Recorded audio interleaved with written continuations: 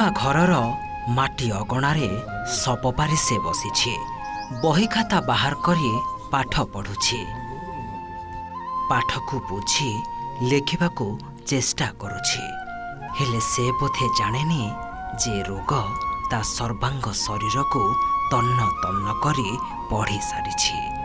ବଡ଼ ହେଲେ କଲେକ୍ଟର ହେବାର ସ୍ୱପ୍ନ ସେ ଦେଖୁଛି। କାଣା ହେବାର କି ବଡ଼ ହେଲା ଇଚ୍ଛା ଅଛି? କଲେକ୍ଟର। ହେଲେ ତା ସ୍ୱପ୍ନକୁ ପ୍ରତି ମୁହୂର୍ତ୍ତରେ ଯେମିତି ଭାଙ୍ଗି ଚାଲିଛି ରୋଗ। ତା ମା ତାକୁ ସ୍କୁଲ ଯିବାକୁ ପ୍ରସ୍ତୁତ କରିଦେଉଛନ୍ତି।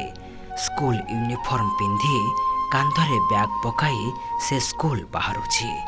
ହେଲେ ତା ପାଦକୁ ଯେ ତା ରୋଗ ରୋକିଦେବାକୁ ଅନାଇ ବସିଛି ସେ କୋଉ ବୁଝୁଛି। ବରଗଡ଼ ତୋରା ଚିନି ମିଲ୍ ବାହାଦୁରପଡ଼ାର ରୁଦ୍ରଚରଣ ଦୀପ। ବୟସ ମାତ୍ର 10 ବର୍ଷ। ଜୀବନ କ'ଣ ଜାଣିନଥିବା ରୁଦ୍ର ଏବେ ଭୟଙ୍କର ବ୍ଲଡ୍ କ୍ୟାନ୍ସରରେ ଆକ୍ରାନ୍ତ। ତୋରା ସ୍କୁଲରେ 5ମ ଶ୍ରେଣୀରେ ପାଠ ପଢ଼ୁଥିବା ରୁଦ୍ର ଚାହେଁ ସାଙ୍ଗସାଥି ସହ ଖେଳିବାକୁ, ଭଲରେ ବଞ୍ଚିବାକୁ। ହେଲେ ରୋଗ ତାକୁ ରୋକିଦିଏ।